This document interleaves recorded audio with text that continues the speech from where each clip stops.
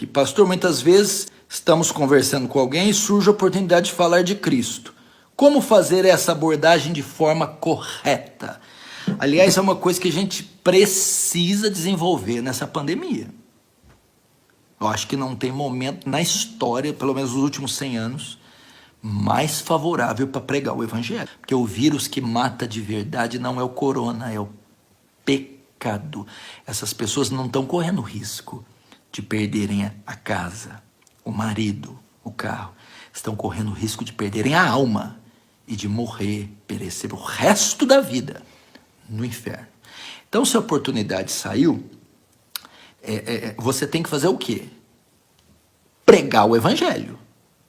Uma das razões de termos uma igreja horrorosa é que a maioria das pessoas que vieram para Cristo na igreja brasileira, vieram até, mas não vieram através do evangelho. A isca que se usou para atrair não foi o evangelho.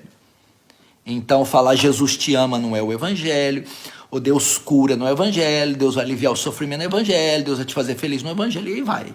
Então, primeira coisa para você saber é que você tem que, essa pessoa deu oportunidade, é o evangelho, o conteúdo, a vacina, o teor da mensagem que você leva, é o evangelho.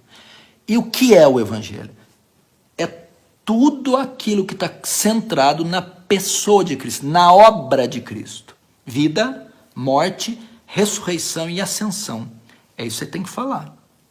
Então, você aborda ela neste sentido, usando, contando o relato da história de Cristo. Evangelizar não é uma doutrina, é contar uma história, é contar um relato. Então, conte a história de Cristo. Eu usaria esses dias para evangelizar da seguinte forma. Nós estamos vivendo um momento crítico que é propício para o evangelho. Então, se a porta se abriu, o que você deve falar? Fale assim: nossa, estamos vivendo em crise, né? Que tempos difíceis, pá. Problemas econômicos, pá.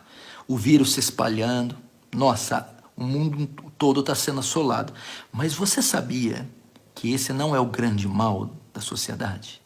Que existe um mal muito pior que esse? Eu vou te mostrar qual é. É o pecado. Romanos 3:23. Todos pecaram e destituídos da glória de Deus estão. O que significa pecado? Essas pessoas viraram as costas para Deus, desobedeceram à lei deles e decidiram viver uma vida alheia, uma vida à parte de Deus. Só que essa vida vivida à parte de Deus trará consequências. Você quer ver como eu te provo isso? Vamos para os 10 mandamentos. Aí você cita os 10 mandamentos. Você cumpre eles e a pessoa não vai poder dizer que cumpre, ela vai ter quebrado todos eles.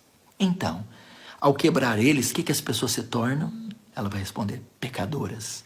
Pois então o salário do pecado, diz a Bíblia, ou seja, a consequência, é a morte, a condenação. Então, essas pessoas estão debaixo de condenação. E provavelmente você, que quebrou esta lei também, e ela trará consequências, um julgamento, uma condenação, a estar na eternidade, ou no céu ou no inferno. Aí é que você primeiro aborda, expõe a enfermidade, a ferida. Depois de ter feito isso, agora você expõe a cura. Aí você diz: mas Deus, consciente disso, Ele também é amor. E consciente disso, Ele criou um plano, uma vacina. Ele criou um antídoto para esse pecado, para essa condenação. E esse antídoto, essa solução, está na pessoa do seu filho. Ele envia o seu filho na terra, se faz homem, que significa carne, ser comum de nós. E na cruz, o que ele faz? Ele, quando o homem peca, é como se fosse um criminoso. Na cruz, Jesus assume os nossos crimes, nossa culpa, nosso pecado, e morre por eles. Então Deus, em vez de nos condenar, condena o seu próprio filho. E esse filho morre, e ao terceiro dia ressuscita, comprovando que o sacrifício foi eficaz. Isso é pregar o evangelho. Aí depois você diz, essa é a vacina. Agora como que eu tomo? Ou seja, como eu respondo à mensagem do evangelho?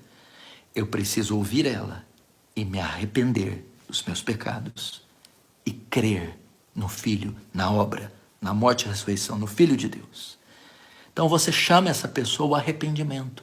Arrepender não é de ter queimado arroz, de ter gritado com o marido ontem. Arrepender assim, arrependa-se do estilo de vida rebelde que você vive e vá viver uma vida para Cristo. E crer, tire a esperança de ser aceita, amada, salva nas suas obras, em si própria. E descanse no que Cristo fez. Lance sua fé, a fé que é confiança na morte, nos méritos de Cristo. E se essa pessoa responder assim, ela será salva. Então, é assim que prega o evangelho.